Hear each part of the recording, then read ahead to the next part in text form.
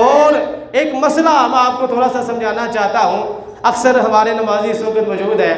فقہ حنفی کے مطابق میرے بھائیوں، جب ہم نماز پڑھتے ہیں نا امام کے پیچھے، تو امام کے پیچھے جب نماز پڑھنی ہے تو پھر آپ نے قرات نہیں کرنی، سورہ فاتحہ نہیں پڑھنی، اس کے بعد جو سورت ملائی جاتی ہے وہ آپ نے نہیں پڑھنا، چاہے وہ مغرب اور عشاء کی نماز ہو، چاہے وہ ظہر اور عصر کی نماز ہو۔ اگر امام بلند آواز سے قرات کر رہا ہے پھر بھی آپ نے پیچھے خاموش رہنا ہے، یہ مسئلہ یاد رکھے۔ اگر امام بلند آواز سے قرات کر رہا ہے پھر بھی آپ نے خاموش رہنا ہے، اگر امام آہستہ آواز میں قرات کر رہا ہے پھر بھی آپ نے پیچھے خاموش رہنا ہے، آپ نے کچھ بھی نہیں پڑھنا۔ امام صاحب کا یہ موقف ہے کہ امام کا پڑھنا ہی مقتدی کا پڑھنا ہے، امام کا پڑھنا ہی مقتدی کا پڑھنا ہے۔ یا میں آپ کو ایک بات سناتا ہوں، خواجہ باقی باللہ رحمۃ اللہ علیہ کتنے میرے اللہ کے ولی ہیں، امام ربانی مجدد الفسانی کے پیر و مرشد ہیں، انہوں نے ایک حدیث پڑھی، حدیث کیا پڑھی؟ رسول اللہ صلی اللہ علیہ وسلم نے ارشاد فرمایا جو فاتحہ نہیں پڑھے گا اس کی نماز مکمل نہیں، جو فاتحہ نہیں پڑھے گا اس کی نماز مکمل نہیں۔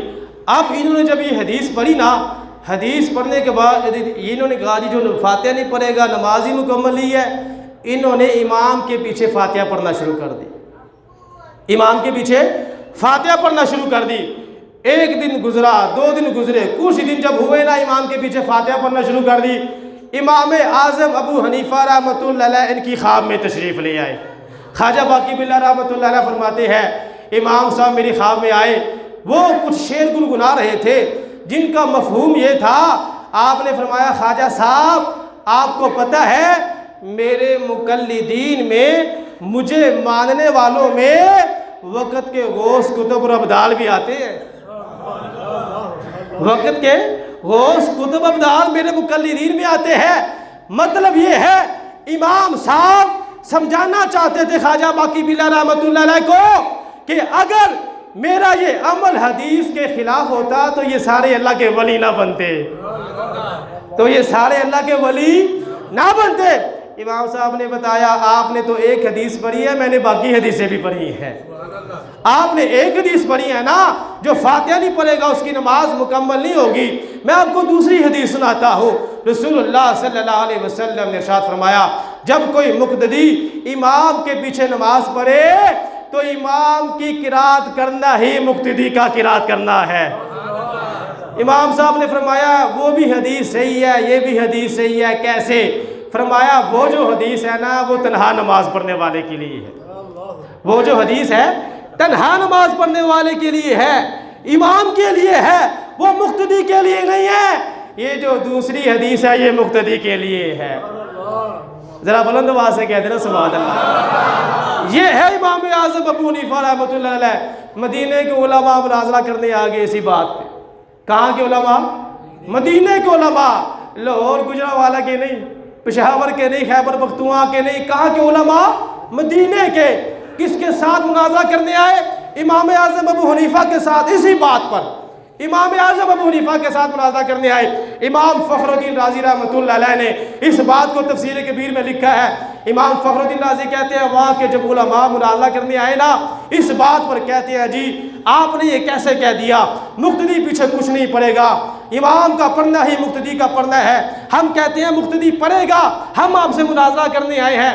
مناظرہ شروع کرنے سے پہلے امام اعظم ابو حنیفہ نے وہ جتنے بھی علماء آئے تھے ان سے فرمایا دیکھو بھئی بات یہ ہے آپ اتنے زیادہ ہیں، سب سے مناظرہ کرنا ممکن نہیں ہے، آپ اس طرح کریں اپنوں میں سے کوئی سب سے اچھا جو بندہ ہے اس کو آگے کر لیں۔ اب میں ایک ایک بندے سے تو مناظرہ نہیں نہ کر سکتا، آپ اس طرح کریں اپنا کوئی ایک نمائندہ آگے کر لیں، میں اس سے بات کر لیتا ہوں، مناظرہ کر لیتا ہوں۔ اب انہوں نے جو سب سے زیادہ علم والا تھا نا ان کے اندر، انہوں نے آگے کر دیا اس کو۔ امام اعظم ابو حنیفہ رحمۃ اللہ علیہ نے ان مولویوں سے، ان علماء سے فرمایا یہی تمہارا نمائندہ ہے؟ انہوں نے کہا جی ہاں یہی ہمارا نمائندہ ہے۔ امام صاحب نے فرمایا اچھا اس کی جو بات ہوگی وہی تمہاری بات ہوگی؟ وہ سارے کہہ رہے کہ جی ہاں اس کی جو بات ہوگی وہی ہماری بات ہوگی، کیونکہ ہم نے اس کو آگے کیا ہے، اپنا امام بنا لیا ہے، اس کی بات ہماری بات ہوگی۔ امام صاحب نے فرمایا اچھا مجھے یہ بتاؤ اگر میں اس کو کوئی دلیل دوں اس کے خلاف اور میں اس پر غالب آ جاؤں تو یہ ایسے ہی ہوگا جیسے میں تم سب پر غالب آ گیا ہوں؟ وہ سارے کہنے لگے جی ہاں ایسے ہی ہوگا۔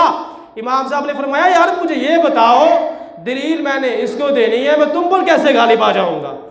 وہ سارے کہنے لگے امام صاحب مسئلہ یہ ہے ہم نے اس کو اپنا امام بنا لیا ہے، ہم نے اس کو اپنا اچھا جس کو سمجھ آئی نا وہ سبحان اللہ کہہ دے۔